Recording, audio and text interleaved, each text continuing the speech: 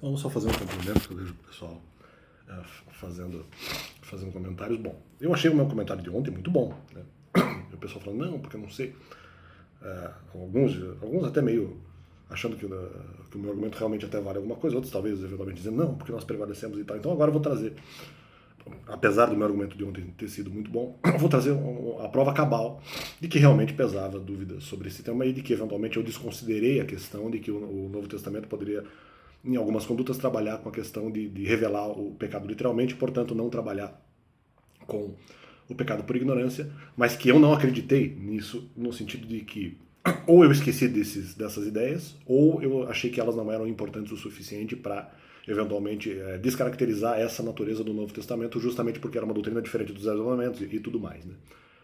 Eu vou trazer a prova. Se eventualmente eu achava que o Novo Testamento, tanto quanto o Velho Testamento, trabalhava com a ideia de... eu tinha que achar isso. Né? Eu trabalhava com a ideia de... Eu teria que achar isso e não acho. Né? Eu trabalhava com a ideia de explicar cabalmente o que é o pecado a ponto de criticar a conduta, impedir que eventualmente o raciocínio contrário seja pensado ou pensável, né? Ou até executável, praticável. Se eu realmente acreditei nessa ideia e achei que esse argumento tinha sido superado, como é que eu acreditei no argumento de morte de filhos espirituais? Sendo que a superação do argumento de morte de filhos espirituais seria justamente o mesmo argumento. A superação do argumento de morte de filhos espirituais é justamente a questão de que o Novo Testamento trabalha da mesma forma, trabalharia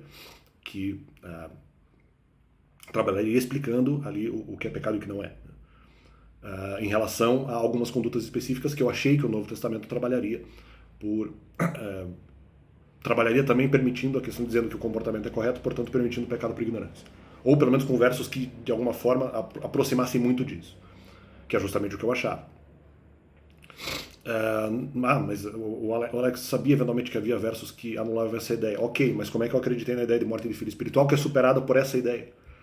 Se eu acreditei na ideia de que o Novo Testamento trabalha que tem que explicar os pecados de uma maneira cabal, eu não tenho como acreditar na ideia de morte de filho espiritual.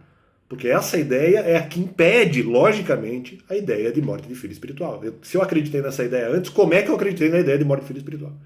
Sendo que a ideia de morte de filho espiritual é superada por essa mesma ideia. Então é porque antes eu tinha um problema. Aí que tá, aí você escolhe.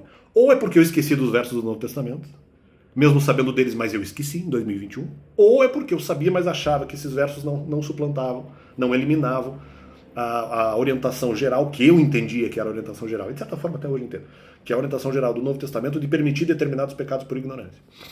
Até que pelo menos, ou enquanto não gerem graves consequências. Para mim, mentira sucessiva é uma grave consequência, mas enfim, independente. Né? Não estou aqui para discutir isso agora, mas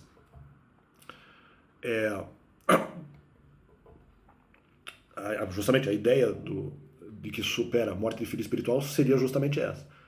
Para eu acreditar em morte de filho espiritual, eu teria que ou ter esquecido essa ideia de que o Novo Testamento trabalha com explicando o que é pecado específico e não trabalhando com a ideia de pecado por ignorância, em relação a determinadas condutas, que então eu precisaria saber ou achar que o Novo Testamento trabalha com a ideia de pecado literal, explicando literalmente o que é pecado e não permitindo a questão do pecado por ignorância. E aí que tá, você escolhe a resposta. Ou eu esqueci, ou eu achei que os argumentos que são literais e não permitem o pecado por ignorância, eles não eliminam a orientação geral do Novo Testamento, que é de trabalhar com o pecado por ignorância. Só tem essas duas possibilidades, porque senão eu não tenho como acreditar no argumento de morte de filho espiritual. Porque se eu passo a acreditar que o Novo Testamento trabalha de maneira literal, automaticamente eu não posso acreditar em morte de filho espiritual. Essa é a lógica. Então não tem como vocês eventualmente prevalecerem nessa questão. Porque eu não tenho como acreditar no argumento. Vocês estão presumindo que eu fingi naquela situação da radioenergia, o que não é verdade. Eu abri aquilo ali para dúvida, justamente. Então tanto que eu mesmo percebo sozinho depois que eventualmente a ideia de morte de filho espiritual não poderia bater por causa disso. Só que eu só percebo isso meses depois. Eu não percebi isso no começo. E justamente, se eu não percebi isso no começo é porque eu já tinha dúvida antes.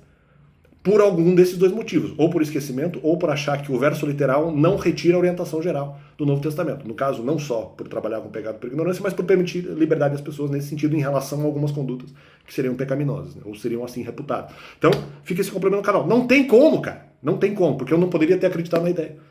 Então, é isso aí. e justamente ter colocado em debate, a ponto de que eu coloquei em debate, por exemplo, ou mesmo acreditei na ideia, porque eu não tinha resposta ainda. É a única possibilidade. Não tem como. Valeu.